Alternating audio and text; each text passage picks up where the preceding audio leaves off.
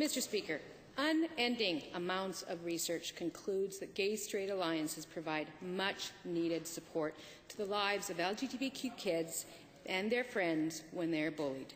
You've just announced that school boards will be allowed to say no to them.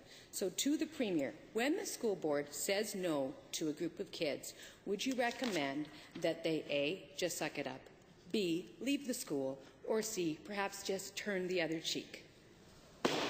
Honourable Premier. Mr. Speaker, as I have said, we support a tolerant, safe environment for children. We support an environment in which children are able to come forward and pursue the sorts of diversity clubs and the protection of sexual orientation differences within the school environment, Mr. Speaker. There are rights that need to be balanced in terms of the education system, in terms of parental rights. These are complex questions that need to have a balance, Mr. Speaker, and that's precisely where this government stands. We will not pit Albertans one against each other, Mr. Speaker.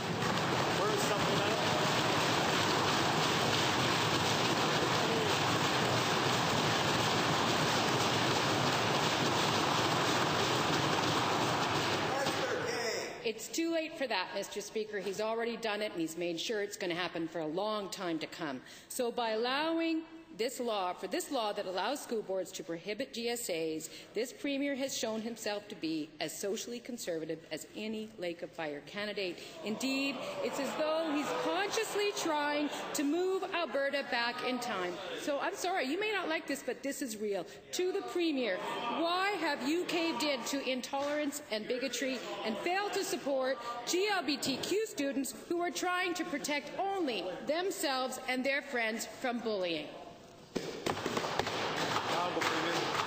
Well, Mr. Speaker, you don't raise your own reputation by trying to lower others. Mr. Speaker,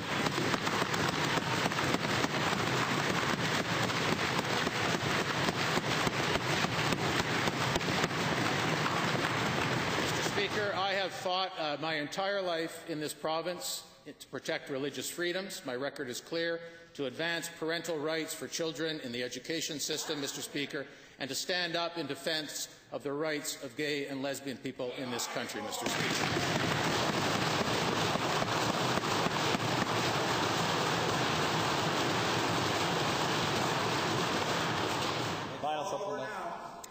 Well, the Premier continuously tries to suggest this is about balancing rights. Well, I will admit I'm not intimately familiar with the arguments of those social conservatives who are offended by GSAs, so perhaps the Premier can explain to me now. How does the existence of a voluntary extracurricular GSA infringe on the rights of anyone else? Mr. Speaker, I would again encourage the honourable member to consider our Constitution, to consider the position of separate school boards under our Constitution. I would encourage her to consider the Alberta Bill of Rights. I would encourage her to consider the Charter relative to the right not to be discriminated against based on sexual orientation.